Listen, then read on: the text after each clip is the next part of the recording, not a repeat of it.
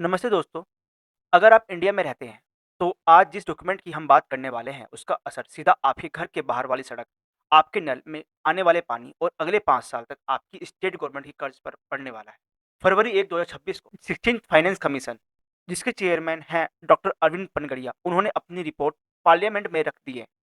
ये report decide करती है कि 2026 से लेकर 2031 तक सेंट्रल गवर्नमेंट जो टैक्स कलेक्ट करती है, उसका कितना हिस्सा स्टेट्स को मिलेगा। यूजुअली ये रिपोर्ट्स टेक्निकली वर्ड से भरी होती है, लेकिन आज के वीडियो में हम इससे डिकोड करेंगे और समझेंगे कि नए रूल्स के हिसाब से कौन सा स्टेट विनर है, कौन लूजर और इंडिया की इकोनॉमी में क्या बड़ा शिफ्ट आया है। सबसे पहले हम जान लेते हैं कि जो हमारा फाइनेंस कमीशन होता है, एक कॉन्स्टिट्यूशनल बॉडी होती है। एक कॉन्स्टिट्यूशनल बॉडी होती है जिसको प्रेसिडेंट कॉन्स्टिट्यूट करता है आफ्टर एवरी 5 ईयर्स या जब भी वह सही समझे। ये डिफाइन करता है सेंटर एंड स्टेट के फिजिकल रिलेशंस को। जो अभी हमारा 16th फाइनेंस कमीशन आया है, इसकी रिकमेंडेशन कवर करती है फिस्कल ईयर 2026-27 से लेकर 2030-31 तक। बेसिकली ये फाइनेंस कमीशन हमें बताता है कि डिस्ट्रीब्यूशन ऑफ टैक्स प्रोसीड कैसे किया जाएगा। बेसिकली टैक्स को हम 2 तरीके से देखते हैं। पहला जो टैक्स होता है हमारा, वो सेंटर के पास आएगा, सपोज़ सेंटर ने कलेक्ट किया और उस पर सेंटर का राइट है। तब जो ये टैक्स सेंटर से स्टेट की तरफ आता है, इसी को हम कहते हैं वर्टिकल डिस्ट्रीब्यूशन ऑफ टैक्स या वर्टिकल डिस्ट्रीब्यूशन। अब स्टेट्स के बीच जब ये टैक्स रीडिस्ट्रीब्यूट होता है, तो इसी को कहते हैं हम हॉरिजॉन्टल डिस्ट्रीब्यूशन। इसी को क्या कहते हैं? Horizontal distribution. हम साथ-साथ यहाँ पर ये भी देखते हैं गवर्निंग ग्रांट्स इन एड्स को। यहाँ हम वर्टिकल डिवोल्यूशन को देखते हैं, जो अभी भी 41% स्टेट शेयर्स है। बेसिकली जो हमारा 15 फाइनेंस कमीशन था, उस टाइम पर भी ये हमारा 41% ही था और आज जब हमारा 16th फाइनेंस कमीशन ने रिपोर्ट सबमिट की है, तो ये आज भी 41% ही है। यहाँ पर एक बात ध्यान देने की है, जो हमारा वर्टिकल डिवोल्यूशन वाला पार्ट होता है, इसमें हम सेस और सरचार्ज को इंक्लूड नहीं करते हैं, यानी कि एक्सक्लूड रहते हैं। अभी तक हमने बात की वर्टिकल डिवोल्यूशन की, अब हम बात करने वाले हैं हॉरिजॉन्टल डिवोल्यूशन की। देखो, सेंटर से स्टेट के पास पैसा आ गया, अब ये स्टेट्स के बीच में आपस में कैसे डिवाइड होगा, हम इस बात में बात करते हैं। ठीक है? सबसे पहला हमारे पास आता है इनकम डिस्टेंस। ये क्या होता है, इसको जान लेते हैं। देखो, अभी क्या है, पहले हमारा ये 45% था, लेकिन अभी ये 42.2% है। ये कैसे दो 2.5% कम हुआ? पहले इसको जान लेते हैं। देखिए, पहले जो हमारा काम था कि हम सबसे अमीर स्टेट को देख लेते थे और उसकी रिस्पेक्ट में हम देखते थे कि दूसरे स्टेट को कितना पैसा देना है।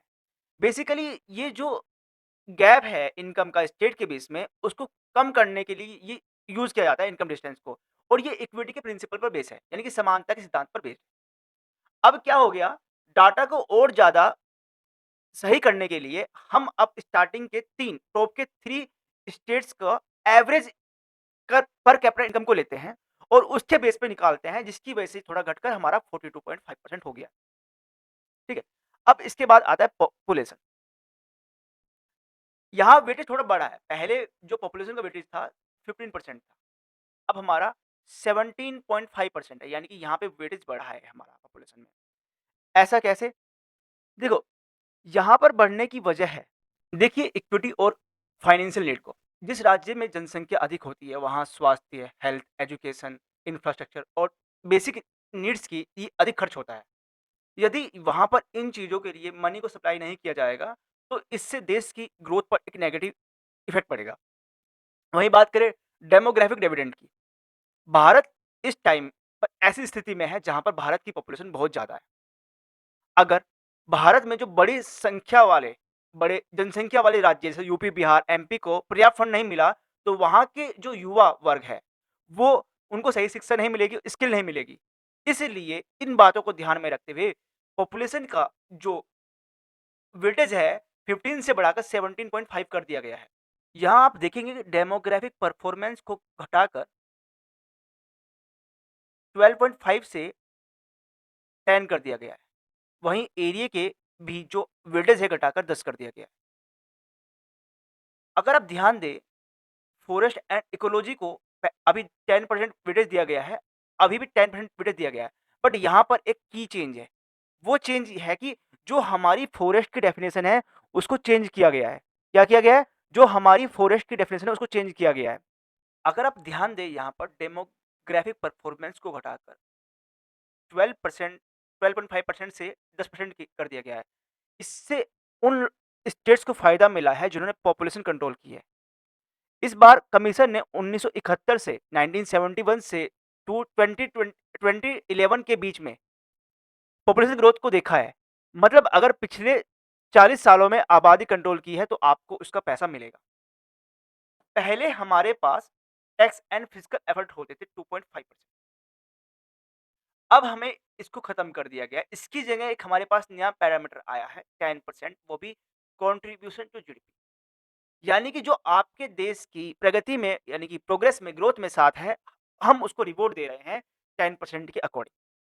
अब यहाँ पर देखिए पॉपुलेशन कंट्रोल, पॉपुलेशन और इकोनॉमिक ग्रोथ यानी जीडीपी में इन तीनों को बहुत ध्यान से रखा गया है यहाँ पर कि जीडीपी में जो कंट्रीब्यूट करेगा उसको प्रॉफिट दिया जाएगा, उसको आपको सपोर्ट किया जाएगा।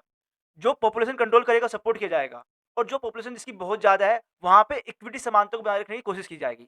अब बस आप देख सकते हैं कंपैरिज़न करके दोबारा से कि यहाँ पर क्या चेंज आया है। जैसे कि यहाँ पर अगर बात करें, यहाँ पर आपका डिक्रीज़ हुआ है। ये याद करने के लिए पॉपुलेशन का जो फैक्टर है, यहाँ पर आपका फिर से इंक्रीज़ हुआ है वेटेज। डेमोग्राफिक परफॉर्मेंस का जो आपका वेटेज है वो आपका डिक्रीज़ हुआ है। एरिया की आपकी जो वेटेज है वो डिक्रीज़ हुआ है। फॉरेस्ट का एंड इकोलॉजी का आपका वेटेज रिमेन सेम है, बट यहाँ पे थोड़ा पैरामीटर नए हुए हैं। आपका जो फिजिकल एंड टैक्स एफर्ट था, अब उसको हम इंक्लूड नहीं करते हैं और कंट्रीब्यूशन टू जीडीपी पहले नहीं था, अब हमारा इसको इंट्रोड्यूस किया गया है। यहाँ पर जो हमने इंट्रोड्यूस किया है कंट्रीब्यूशन टू जीडीपी 10%, इसके बारे में बात कर लेते हैं। ये एक गेम चेंजर है, ठीक है? कैसे देखते हैं। कमीशन ने पुराने tax and physical effort criteria को हटा दिया है और ये नया पैरामीटर लाया है, जिसका वेटेज है 10%। इसका मतलब क्या है? इसका मतलब है कि पहली बार स्टेट्स को इस बात का रिवॉर्ड मिलेगा कि वो देश की इकोनॉमी, जीडीपी में कितना योगदान दे रहे हैं। जितना ज़्यादा स्टेट जीडीपी होगा, उतना ज़्यादा फंड। ये एक फिलॉसफिकल शिफ्ट है। अब फोकस सिर्फ गरीबी हटाने पर नहीं बल्कि ग्रोथ इंजन बनाने पर भी है। यहाँ हम एक डाटा सोर्स के बारे में बात करते हैं कि जो average nominal gross state domestic product होगा 2018 से 19 के बीच से लेकर आपका कहाँ तक होगा 2023-24 तक। बट यहाँ पे एक्सेप्ट है कि हमने जो एक्सक्लूड किया है पैंडेमिक ईयर को। बेसिकली जो कैलकुलेशन की जाती है स्क्वायर रूटेड ऑफ जीएसडीपी, इसकी कैलकुलेशन का पार्ट होता है। यहाँ पर जो भी इसके डायरेक्ट बेनिफिशियरी होंगे वो नेशनल इकोनॉमी में पार्टिसिपेट बहुत अच्छे तरीके से कर पाएंगे और इसने टैक्स एफर्ट को रिप्लेस किया है। बस reward economic scale rather than just efficiency. हम यहाँ पर कंपैरिजन करें कि 15 जो फाइनेंस कमीशन है और 16th फाइनेंस कमीशन के टाइम पे क्या चेंज आया। देखिए कर्नाटका का जो शेयर था पहले 3.65% से बढ़कर 4.13 हो गया है। गुजरात का भी इंक्रीज हुआ है, महाराष्ट्र का इंक्रीज हुआ है। वहीं बात करें बिहार में डिक्रीज हुआ है और उत्तर प्रदेश में डिक्रीज हुआ है। हमें ये जानना होगा कि ये ऐसा क्यों हुआ है? क्योंकि हमने यहाँ पे इंट्रोड्यूस किया है 10% वेटेज कि कौन कितना जीडीपी में कंट्रीब्यूट करता है। उस बेस का अगर हम देखा जाए कि यहाँ पर कुछ स्टेट्स को फ़ायदा मिला है, कुछ स्टेट्स को इसके डालने से वेटेज को रखने पर घाटा हुआ है। हम कंपैरिजन और भी कर सकते हैं कि आप देखिए कि बिहार में इक्विटी एडजस्टमेंट की गई है, यानी कि समानता बनाए रखने के लिए काम किया गया है और आपने यहाँ पर जीडीपी पैरामीटर को भी अप्लाई किया है। वहीं बात करें आप यहाँ पर कि वेस्ट बंगाल भी यहाँ 7.52 से घटकर नीचे 7.22 पर रह गया है। अब आप जिनका भी देख रहे हैं यहाँ पर ये शिफ्टिंग इसलिए हुई है क्योंकि यहाँ पे हमने एफिशिएंसी ड्रिवन जीडीपी पैरामीटर को यूज़ किया है। अब हम बात करते हैं रीडिफाइनिंग सस्टेनेबिलिटी एंड डेमोग्राफिक्स।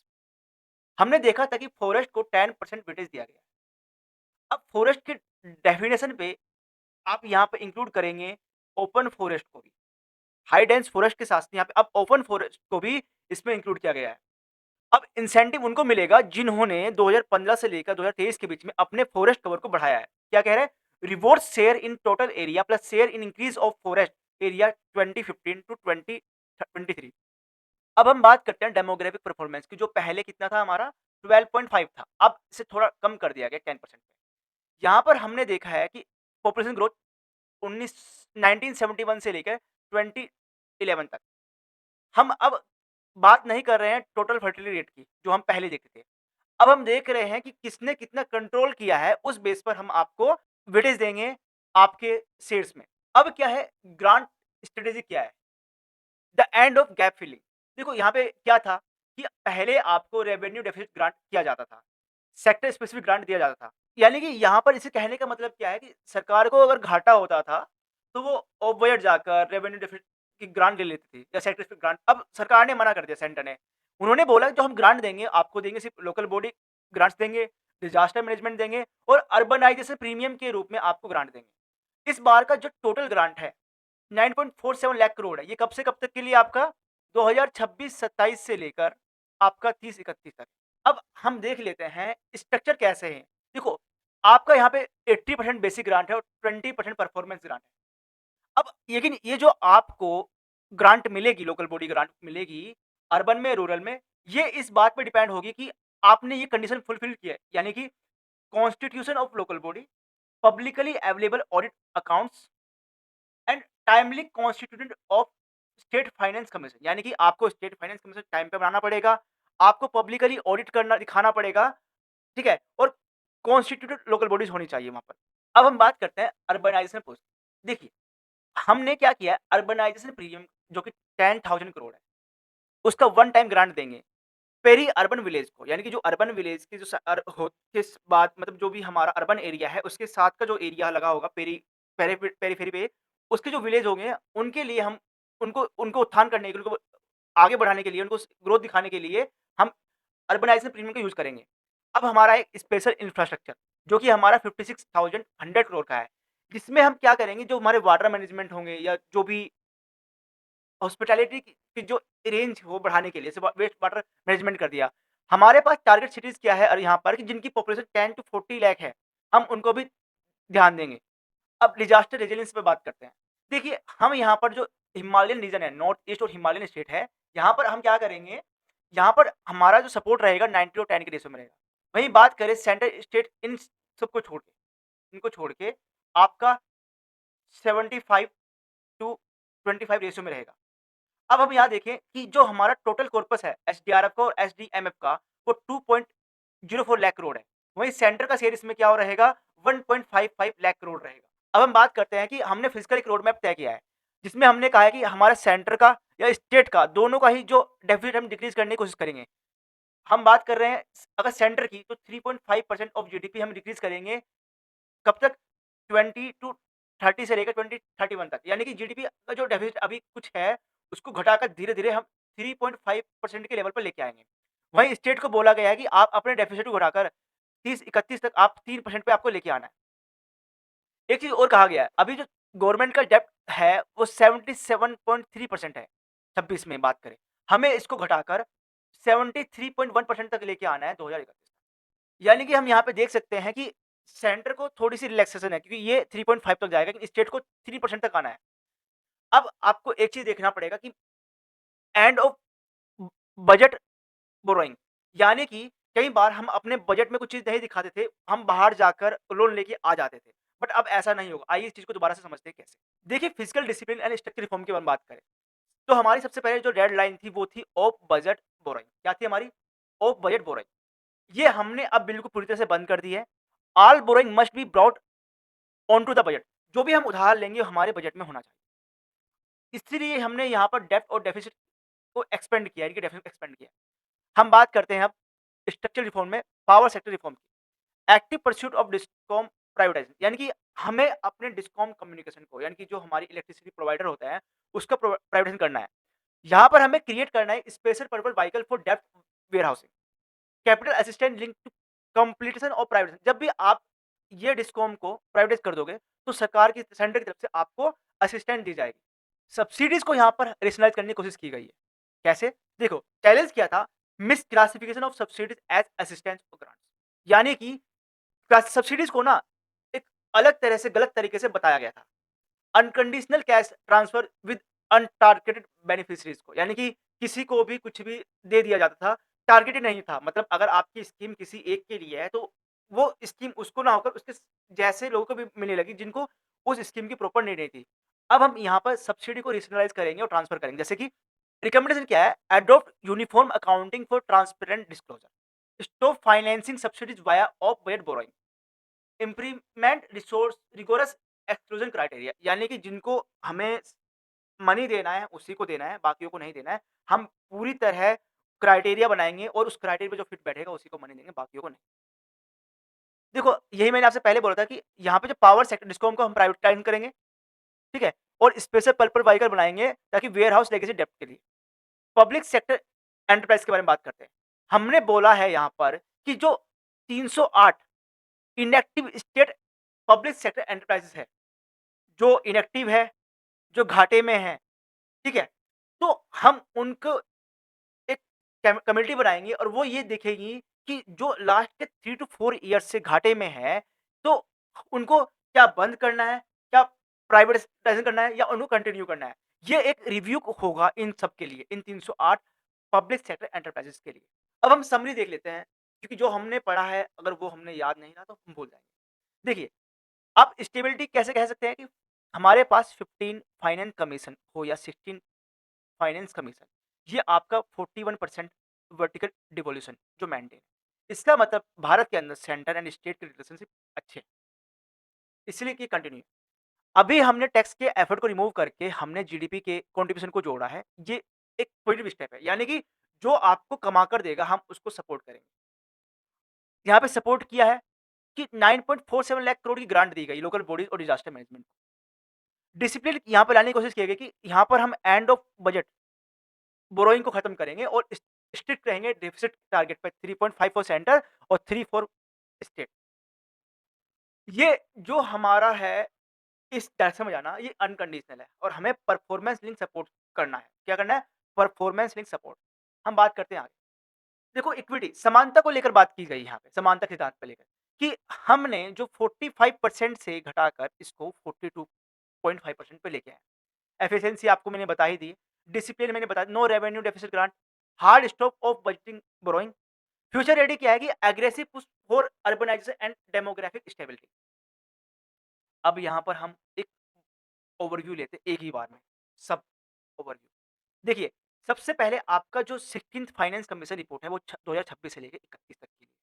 यहाँ अगर हम टैक्स डिवोल्यूशन की बात करें, स्टेट्स का शेयर हमारा 41% है। डिस्ट्रीब्यूशन क्राइटेरिया आपका क्या रहेगा? इनकम डिस्टेंस 42.5%, पॉपुलेशन 2011 के अकॉर्डिंग 17.5%। डेमोग्राफिक परफॉर्मेंस आपका कम हुआ है, 10% हो गया है। जीडीपी में कंट्रीब्यूशन आपका 10% हुआ है और एरिया का आपका 10% है और आपका फॉरेस्ट कवर का 10%। यानी कि आपको यहाँ पे देखना है। ग्रांट इन एड में बात करें, लोकल बॉडीज आपको 7.91 लाख है, डिजास्टर मैनेजमेंट 1.55 लाख करोड़ है और डिसकंटिन्यू किया हमने रेवेन्यू डेफिसिट को, सेक्टर को, स्टेट स्पेसिफिक स्कीम को। वहीं बात करें फिस्कल रोड मैप क्या है कि हमें सेंट्रल फिस्कल डेफिसिट रखना है 3.5 by 2030 to 2031। State fiscal deficit रखना है 3% ऑफ जीएसडीपी। हमने एलिमिनेट किया है ओवरहेड बोरोइंग को। डेब्ट टू जीडीपी टारगेट हमने रखा है 73.1% बाय 2030 टू 2031। वहीं बात करें हमने स्ट्रक्चरल रिफॉर्म की बात की है पावर सेक्टर में, सब्सिडीज में, और हमने बात की है पावर सेक्टर एंटरप्राइजेस की। पावर सेक्टर को हमें क्या करना है? प्राइवेटाइज करना है, सब्सिडीज को हमें छानना है और पब्लिक सेक्टर जो 308 कंपनियां जो इनएक्टिव पड़ी है उनको हमें दोबारा से देखना है कि उन पे क्या करना है, उनका रिव्यू करना है बेसिकली। अब हम बात करते हैं दोबारा से। आपका यहाँ पर टैक्स डिवोल्यूशन क्राइटेरिया 41% है। न्यू कंट्रीब्यूशन टू जीडीपी 10% हो गया आपका। ये हम देख चुके हैं। इनकम डिस्टेंस पॉपुलेशन क्या हमारे मेजर को देखा है। रिवाइज डेमोग्राफिक परफॉर्मेंस, ठीक है, जो कि एक रिवार्ड है पॉपुलेशन कंट्रोल के लिए लेकर। Grant and physical road map 9.47 lakh crore 5 year period में हमें रूरल बॉडीज पे खर्च करना है, अर्बन बॉडीज पे, डिजास्टर मैनेजमेंट पे। तो इसका टारगेट हमारा 3.5% है, ये हम देख लेंगे। इसके बाद हम दोबारा इस चीज को देखेंगे। थोड़ा रिपीटेशन हो रहा है पर देखिए, वर्टिकल डिवोल्यूशन 41% याद रहना चाहिए।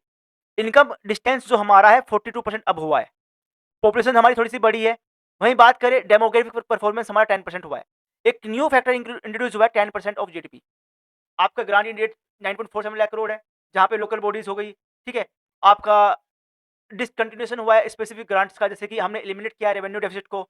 Specific grant for streamline the transfer process हमने 1.55 लाख करोड़ का डिजास्टर मैनेजमेंट पूल रखा है यहाँ पर, एंड किया है हमने ओवर बोरोइंग को, पावर सेक्टर प्राइवेटाइजेशन किया है, पीएसई और सब्सिडी का रेशनलाइजेशन किया है हमने।